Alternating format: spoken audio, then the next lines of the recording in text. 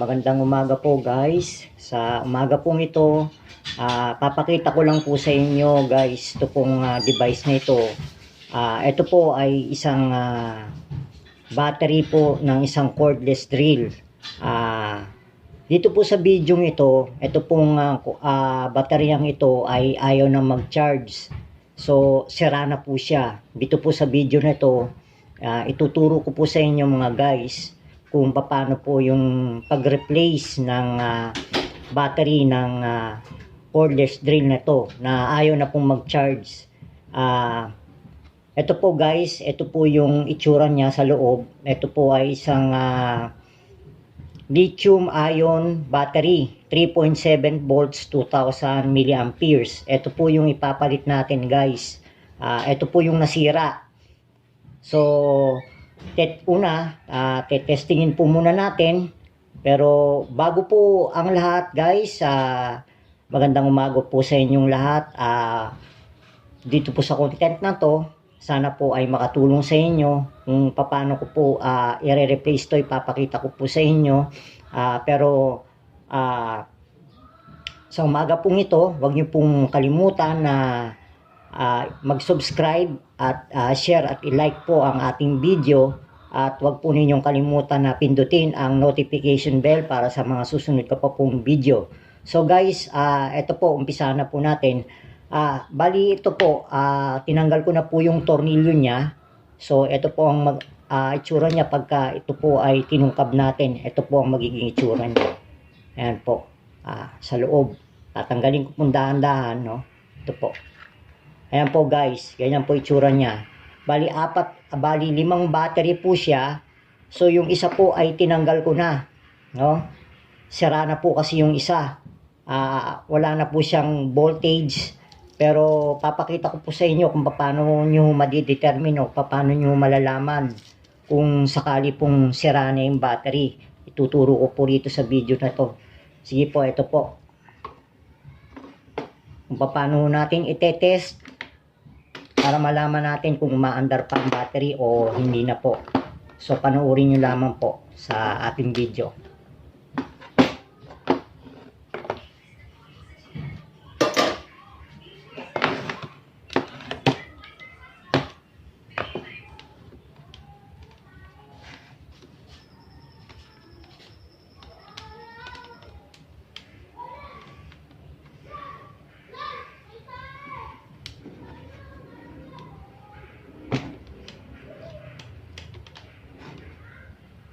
So ayan po guys.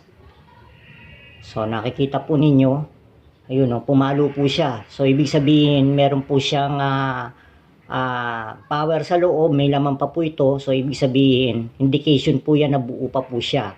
So sa kabila naman po,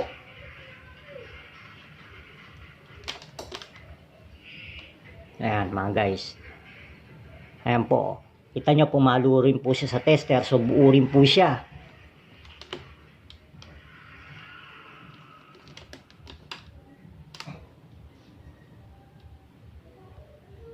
Ayan po. Nakita nyo, pumapalo po yung pointer ng tester. So, ibig sabihin, meron pa po siyang laman.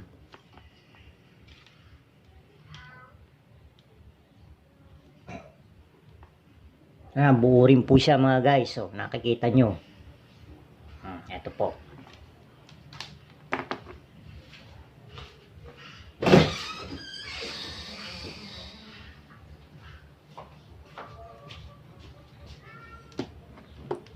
Pero ito pong isa na tinanggal ko, kung mapapasin nyo po, ito po yun, tetestingin po natin siya. Ayan po, makikita ko ninyo.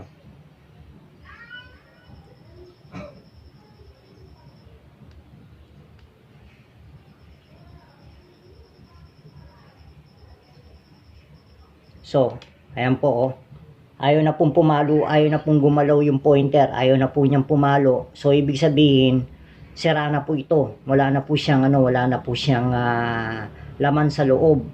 So kung mapapasin nyo yung unang apat na tinesting natin ay pumapalo pa po, samantalang ito po ay wala na. So ibig sabihin, ito po yung sira. ito po yung papalitan natin ngayon.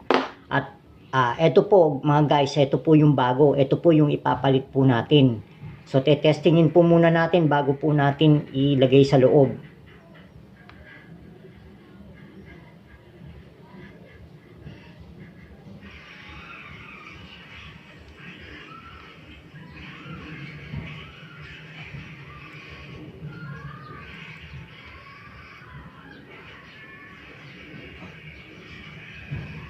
Ayan po guys, so nakita ninyo, pumapalo po yung pointer, so ibig sabihin ito po ay may laman. So ito po ay buo. Kumpara nyo dun sa nauna nating tinesting, yung pong orange ay sira na po yun. So ito po ay buo. So ito po yung ipapalit natin ngayon para po mapagana po natin ito, kasi nga po ayaw nang mag-charge para po magamit natin yung ating cordless drill. So guys, panoorin nyo lamang po kung paano. Kung mapapasin nyo po rito guys, ito po kasi ay inukit ko na po para makuha ko po itong luma. Kasi po, kung mapapasin po ninyo, ito po kasi ay pawang mga nakakabit, nakainang na po siya.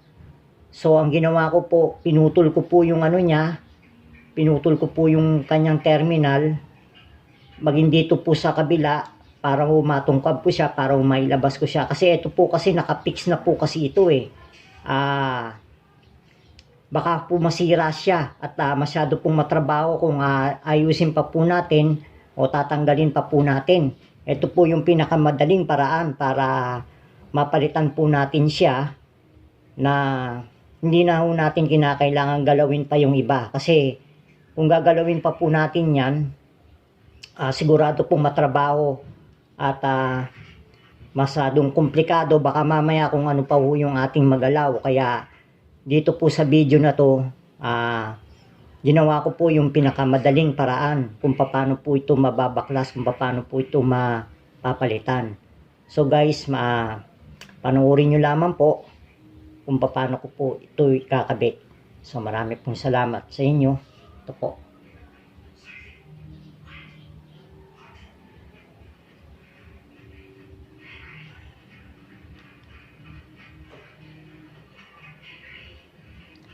Note, tignan nyo lamang po yung negative tsaka yung positive. Ito kasi may tatak siya rito. So ito ang negative niya.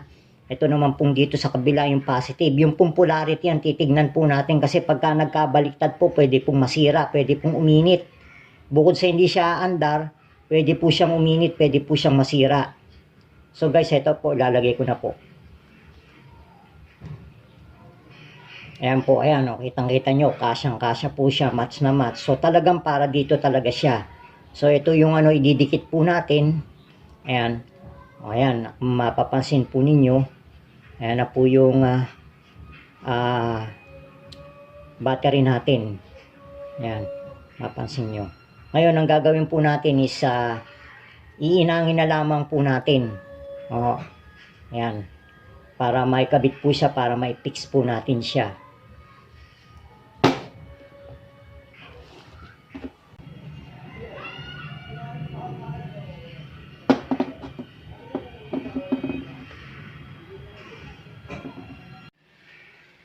Ayan po guys, nakita nyo, nakainang na po siya. Ayan po oh, ininang ko na po siya sa magkabila. Ayan po, ayan, nakikita po ninyo. At ngayon po, ikakabit na po natin yung cover para po matesting na po natin siya. So hintayin lang po ninyo. Ito na po.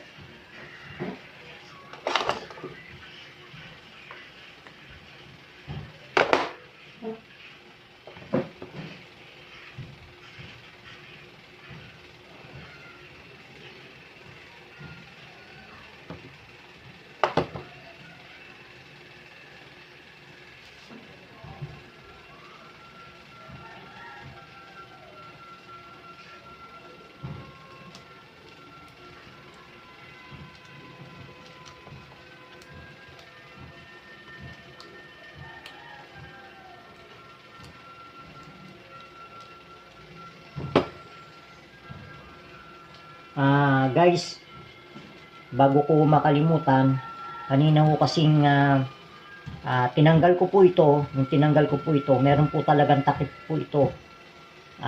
The good thing, meron po talagang takip ito dahil para maiwasan po natin na mag-short po yung mga terminals. Kasi conductor po kasi itong mga gilid na ito eh.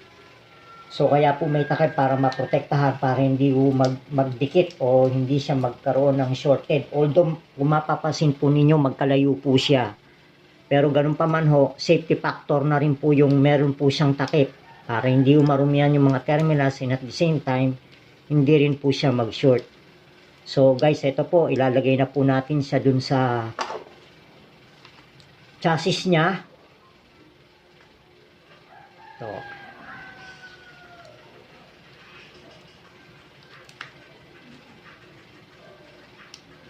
ayan po, kita nyo ho guys, medyo nag-ano lang ho ng konti.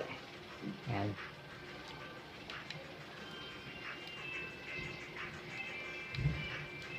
Ayan po. So nakita po ninyo, ayan po, binalik na po natin siya kung paano po yung dati niyang pwesto. At nilagyan po natin ng cover yung magkabilang ano. Ayan po mga guys. Pero bago po ang lahat, lalagyan po muna natin ng tanda to kung alin po rito yung negative tsaka positive. Aha.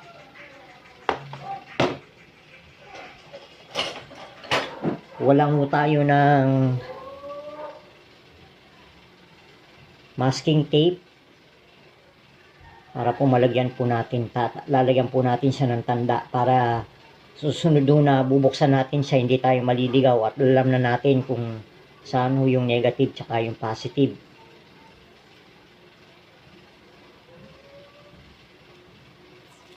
Ayan po, walang ho tayo ng konti. Tikit lang ho natin dito. Ayan.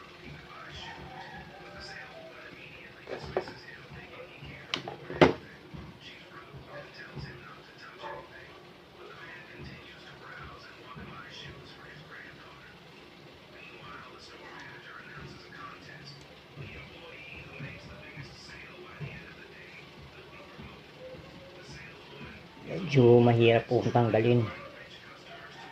Ayan, madikit po kasi.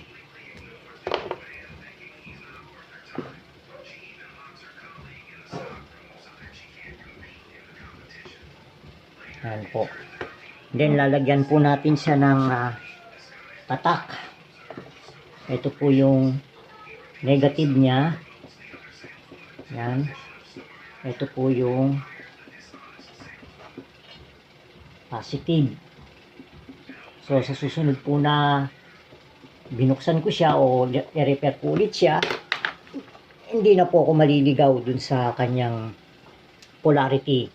Tulad nga po ng nasabi ko kanina, importante po nating malaman yung polarity niya para hindi po tayo magkabali-baliktad. Kasi pag nagkabaliktad po yan, pwede pong masira. So para maingatan po natin, alam natin kung saan yung negative and positive polarity o yung side ng baterya. Sa baterya naman po, ito ituturo ko po sa inyo. Ayan. Ito po yung positive side niya, yung may itim dito sa gilid. Yan po yung positive. At ito naman pong makikita nyo yung wala siyang itim, yung malapad siya na bilog.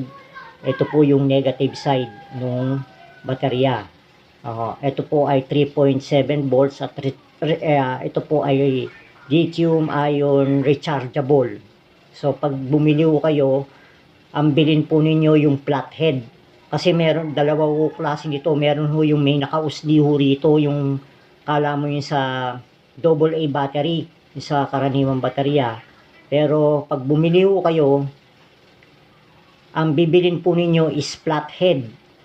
Yung wala siyang nakausli rito, kung mapapasin nyo, ayan, diretso siyang ganun, wala siyang nakausli. Yung iba ko kasi may nakausli rito, ganun eh. So yun po ang bibili ninyo. Makakabili kayo nito sa Shopee o kaya sa Lazada. Mura lang naman po ito. Meron kayo mabibili sa halagang pinakamura nito, alam ko 16 pesos po. Meron din 32 pesos. Nasa sa inyo na lang po kung kaya po kung magkano po ang kaya ng budget ninyo. So guys, isa pang mahalagang paalaala po, pagka mag-iinang kayo, hindi basta-basta kumakapit yung tingga rito. Yung pag ininang nyo, hindi basta-basta kakapit yung tingga. Kailangan bago nyo inangin, ganito po ang gagawin po ninyo. Kakaskasin po ninyo ito. O kaya kung meron po kayong papel de liha, lihahin po ninyo ito yan. Lihahin po ninyo yan. Ito magkabilang ito. Tapos, lagyan po ninyo ng, ito po. Ang tawag po rito ay soldering paste. Makakabili po kayo nito. Ito, panglinis po ito ng mga lugar na iinangin para kumapit yung tingga pagka nag-inang kayo. So, yun po yung mga pahabol kong mga alaala po sa inyo. Bukod po doon sa polarity o yung pag-iinang din po. Kasi maaaring ma-encounter po ninyo bakit mahirap siyang inangin. Talagang hindi kumakapit. Kailangan talaga na lihahin. Lihahin po ito yung magkabila. Tapos lagyan po ninyo ng soldering paste. Tapos tsaka ninyo inangin. Yun po. So, kakabit na po natin yung pinaka-chassis niya para makita ninyo.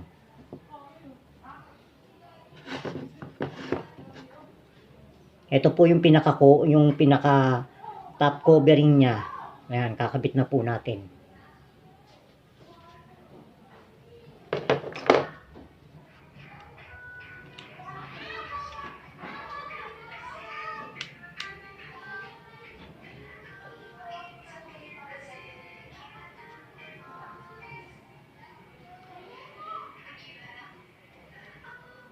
Medyo dahan-dahan lang po, baka kasi may maipit o may tayong ibang pyesa, baka madagdagan pa ang sira imbis na gawa. So ito na po siya, tingnan po ninyo, nakabit na po siya. Ngayon lalagyan, tornilyoin na lang po natin siya dito. 4 na tornilyo po siya. Ayan, ayan mga guys, ito po. Ayan po, ayan medyo na siya. Kitang-kita po ninyo nakabit na siya, tornilyoin na lang po natin. Ayan po guys, nakakabit na po siya. Naitornilyo ko na po yung 4 na tornilyo. Ayan po, nakakabit na po siya. So ngayon titingnan po natin. Ayan pindutin lang po natin. Ayan tingnan nyo, meron na siyang charge. Gumagana na po siya. Ayan tingnan lang po natin sa charger, kung magbibiling po yung charger, kung magcha-charge po siya.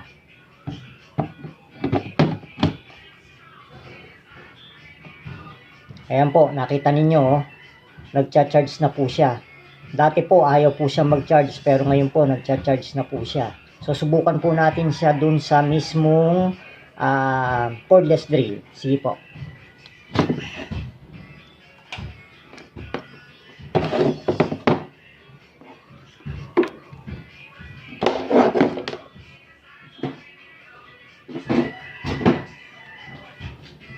Ayan po. Subukan po natin, mga guys. Ayan po. Ayan, tignan niyo po.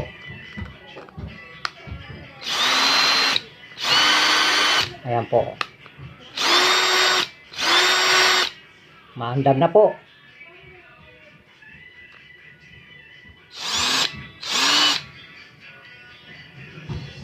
Adjust natin yung speed. Ayan, ayan po.